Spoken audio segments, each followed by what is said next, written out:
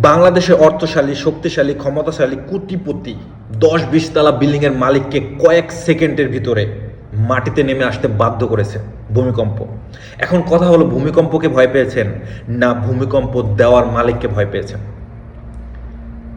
যে আল্লাহ আপনাকে কয়েক সেকেন্ডের ভিতর ১০-২০ তলা থেকে মাটিতে নেমে আসতে বাধ্য করতে পারে, সে আপনাকে আরো কম সময়ের মধ্যে মাটির নিচে নিয়ে যেতে পারে। আপনি কালকের ভূমিকম্পতে মারা যাননি, সুস্থ আছেন, তেমন কোনো ক্ষতি হয়নি।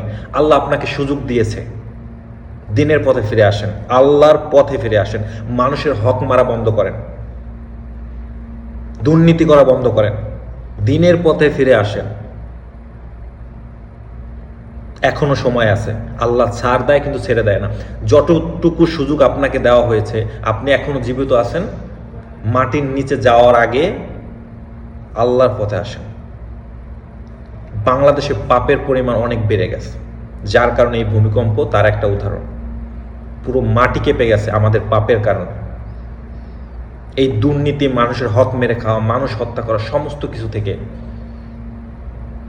নিজেকে গুটিয়ে নেন, পরিশ্রম করেন, সঠিক পথে হালাল পথে ইনকাম করেন।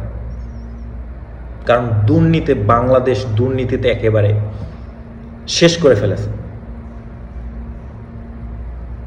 আল্লাহর আরশ কাঁপতে পরে আগে আপনাদের বাংলাদেশের মাটি কাঁপিয়ে দিল। এটা তো কয়েক সেকেন্ডের, আরো হতেও পারত। তো এই সুযোগ পেয়েছেন, দিনের পথে ফিরে আসেন। ধন্যবাদ।